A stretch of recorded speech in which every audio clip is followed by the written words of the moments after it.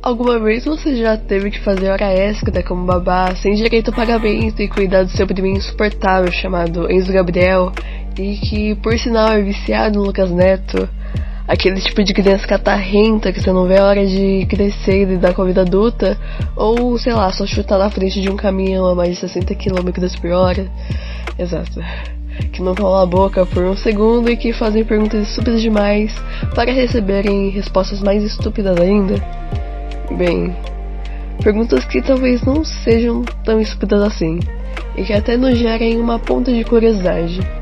Isso me lembra muito que o conhecimento científico ele está inteiramente ligado com a nossa realidade e com o nosso cotidiano. Portanto, perguntas estúpidas podem não ser tão estúpidas assim para um Enzo Gabriel de 8 anos, ou até mesmo para a ciência. Mas primeiro vamos começar falando sobre o que é conhecimento científico. O conhecimento científico é o conhecimento produzido a partir de atividades científicas, envolvendo experimentação e coleta de dados, sendo seu objetivo demonstrar, por argumentação, uma solução para um problema proposto, em relação a uma determinada questão. É derivado da aplicação de métodos mais formais que visam aumentar o rigor em relação a diferentes posições sobre validade e confiabilidade. Muitos acabam confundindo o conhecimento científico com o senso comum, quando ele é um conceito fundamentado na sabedoria e crendices populares que reflete o modo de pensar da maioria das pessoas, passados de geração em geração, ou seja, normalmente não é validado por métodos científicos.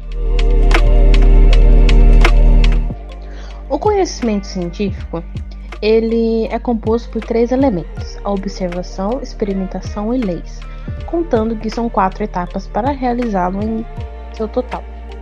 Em linhas gerais, o conhecimento científico, a partir de pesquisas científicas, leva em consideração um conjunto de procedimentos sistemáticos que se apoia no raciocínio lógico e usa métodos científicos para encontrar soluções ou explicar algum tema. Bom, a gente tem 4 etapas para realizar. A gente inicia com a observação do método, que com base na pergunta que a gente pretende responder, o pesquisador vai iniciar uma revisão bibliográfica com algo já existente sobre o assunto. Começar com a formulação das hipóteses, que a partir do material que a gente obteve na revisão bibliográfica, o pesquisador começa a formular algumas hipóteses que possam tentar explicar o objetivo do estudo. A gente tem a realização do experimento, que nessa etapa o pesquisador irá verificar como o objeto se comporta em relação à hipótese formulada. E por final a gente tem a aceitação ou rejeição da hipótese, que aqui é o momento praticamente final, a gente vai chegar no nosso resultado, que é a partir da adequação ou não do objeto às hipóteses formuladas na etapa de experimentação, é possível formular algumas afirmações científicas que acabam comprovando ou não esse processo. Já o método dedutivo, a gente segue uma ordem contrária. Aqui a gente utiliza leis universais para que se chegue à conclusão específica. Um clássico exemplo, proposto por Sócrates, é bastante elucidativo. Todo homem é mortal. Sócrates é um homem. Logo, Sócrates é mortal. Independente do tipo, é imprescindível que o método científico seja adotado durante a pesquisa. Uma das principais características do conhecimento científico é a sistematização, pois consiste num saber ordenado, ou seja, formado a partir de um conjunto de ideias, que são formadores de uma teoria. Entre outras características inerentes ao conhecimento científico, destaca-se o fato de ser racional, objetivo, factual, analítico, comunicável, acumulativo, explícito e entre outros fatores relacionados à investigação metódica. Todos os homens, por natureza, aspiram ao saber. Sinal disso é a estima dos sentidos, pois, mesmo a parte de sua utilidade, são estimados por si mesmos.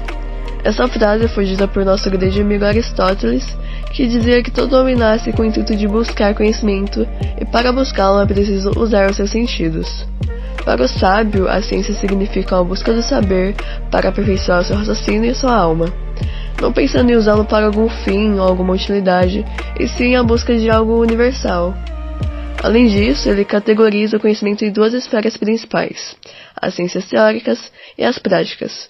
As teóricas como a matemática e a física, que são vistas como ciências mais abstratas, e as práticas como a moral, a política e a lógica, que possuem uma maior importância para o homem, afinal constituem a sua identidade e toda a sua forma de pensar. O conhecimento cotidiano é gerado a partir da observação de alguns fatores naturais para depois tornar-se ou não científico. Não tem a experimentação como base, mas em fatores vivenciados por alguém que pode ou não possuir a pretensão de tornar-se aquele conhecimento científico. O conhecimento cotidiano convive com outras fontes de conhecimento, tornando-se contraditório em certas ocasiões. É necessário um contexto para que seja produzido. Então, para exemplificar o que é conhecimento cotidiano, vamos citar algumas situações. O arco-íris é um fenômeno meteorológico que é causado pela reflexão, refração e dispersão da luz em cutículas de água, resultando em um aspecto de luz que parece no céu. Tem a forma de um arco circular multicolorido, e os arco-íris causados pela luz do sol sempre aparecem na porção do céu que está diretamente em frente ao sol. Os arco-íris podem ser círculos completos. No entanto, o observador normalmente vê apenas um arco formado por gotículas, iluminadas acima do solo e centradas em uma linha que vai do sol até o olho do observador. Bem, e quando vemos um único arco-íris? O arco mostra a cor vermelha na parte externa e violeta no lado interno. Esse arco-íris é causado pela luz sendo refratada ao entrar em uma gotícula de água, então refletida por dentro na parte de trás da gota e refratada novamente ao sair dela. E quando vemos o arco-íris duplo, um segundo arco é visto fora do primeiro arco e tem a ordem de suas cores invertidas, com o vermelho no lado interno do arco. Isso é causado porque a luz é refletida 2 vezes no interior da gota antes de sair. Uma curiosidade sobre o arco-íris é que ele está presente em uma das capas do álbum do Pink Floyd. O mesmo é muito famoso. O arco-íris que está sendo representado no álbum do Pink Floyd, na verdade, faz referência ao famoso experimento do físico e astrônomo inglês Isaac Newton sobre a composição da luz. Isaac Newton foi quem descobriu o aspecto visível. Ele utilizou de um prisma triangular, atravessou ele sobre um feixe de luz branca, tendo como resultado todas essas 7 cores. Seguindo esse mesmo raciocínio, concluiu que a luz do Sol, quando atravessa gotículas de água, resulta em um arco-íris.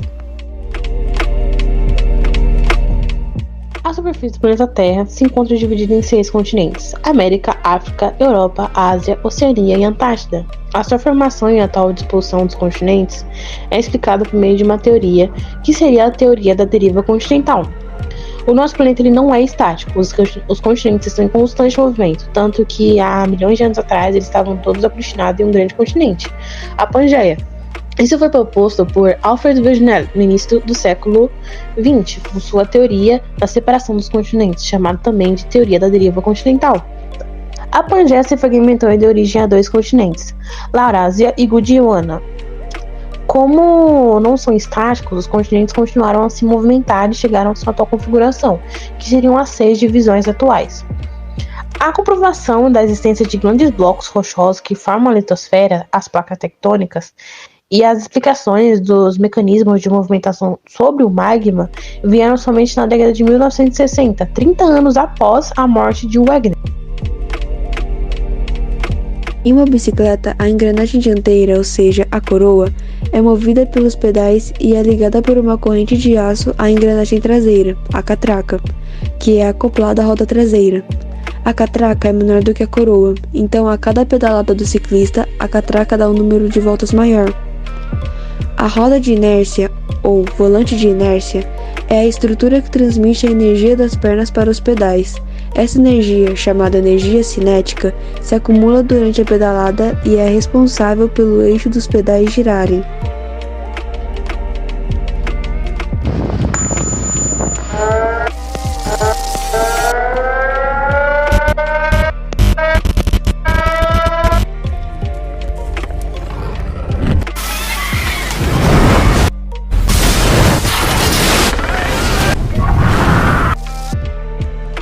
Um tsunami pode ser causado por diversas razões: um deslocamento de uma falha no assoalho oceânico, erupção vulcânica, queda de meteoro ou terremotos, criando um impacto muito grande que resulta em ondas de choque na água, que forma as ondas, sendo ele ondas múltiplas que se propagam pela água.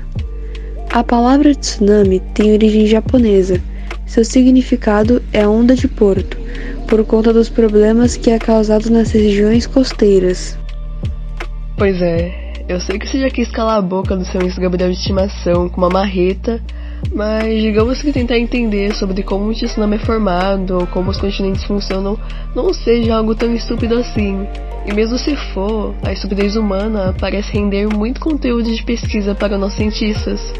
Então nem sempre é ruim deixar que nosso Enzo Gabriel interior se empolgue um pouco.